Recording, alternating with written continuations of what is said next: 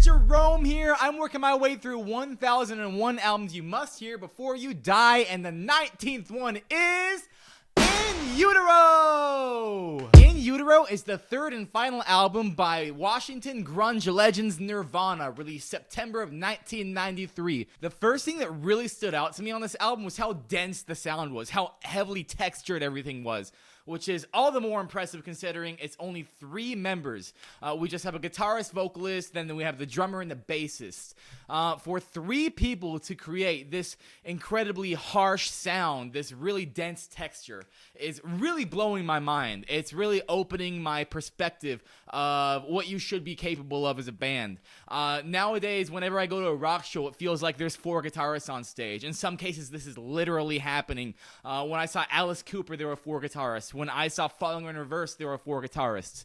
But for Nirvana to make this really hardcore sound with just one guitar, it's really something to behold. And it makes me wish that some bands would really return to basics. The guitar is what really fills the space on most of these tracks. There's these 2 significant tones that Kurt uses. It's this very mellow, clean tone that he plays most of the melodies on, and then there's this more chuggy, heavily distorted, just chordy sound. And he slips between them effortlessly. We have some sections that are taken straight out of the Noise playbook, like the intro to Radio-Friendly Unit Shifter. We have the majority of the vocals on Tourette's. We have these very harsh, screamy, unclean vocals. We hear some more of these vocals on the chorus of Scentless Apprentice. The instruments around these vocals are really picking up in a similar pattern with these very harsh noises, these very discordant guitar stabs. It feels like everything is sort of falling apart, melting away. It's this very, very harsh and violent approach to songwriting that marks a departure from their last album, Nevermind.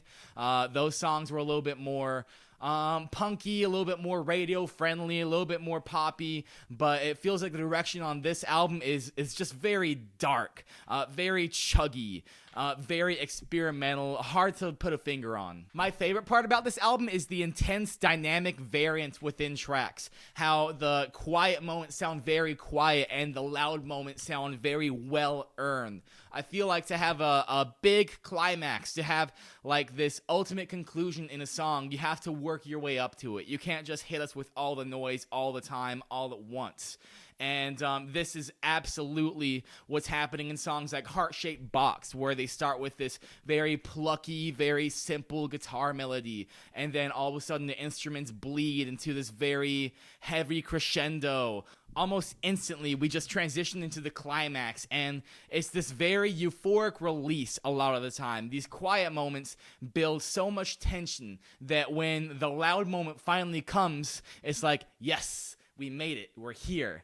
Then the next time a verse comes around, like for instance, again on Heart-Shaped Box, where we get this plucky guitar lead, we know where it's about to go. We just came out of the chorus. So when it comes back around, it just feels so much bigger, so much more well-earned. It grows. I feel like the song takes us on a journey and leads us to this amazing, wonderful land where everything can just explode into everything it was meant to be at the end. There's some very iconic intros on this album, some very memorable melodic moments. The intro to Very Ape is one of these. Every time it comes on, I know exactly what I'm in for.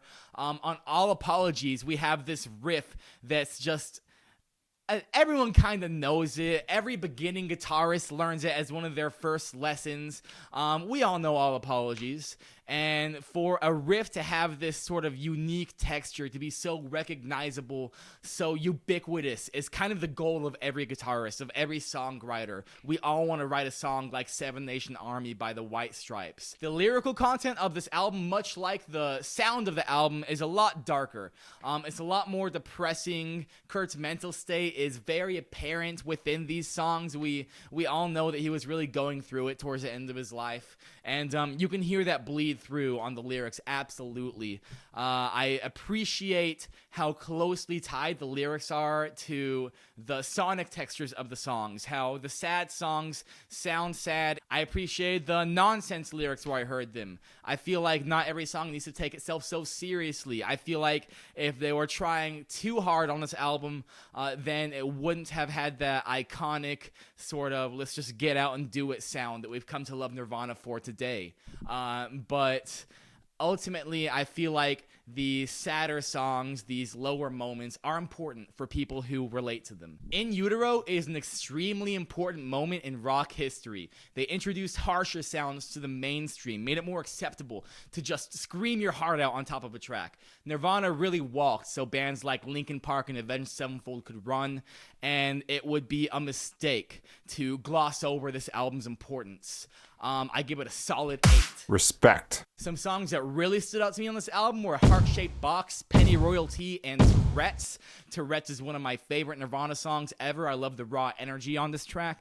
I would recommend this album to fans of Nirvana, people who haven't really explored their full discography, fans of alternative music, and people in rock bands. They make a lot of noise for 3 people. There's definitely something to be learned here. Thank you guys so much for watching. Let me know what you thought about the album in the comments below. If you appreciate what I had to say, make sure you leave a like. That really helps me out. Don't forget to subscribe so you don't miss Thursday's video where I'll be reviewing Billion Dollar Baby by Alice Cooper. So until then, peace!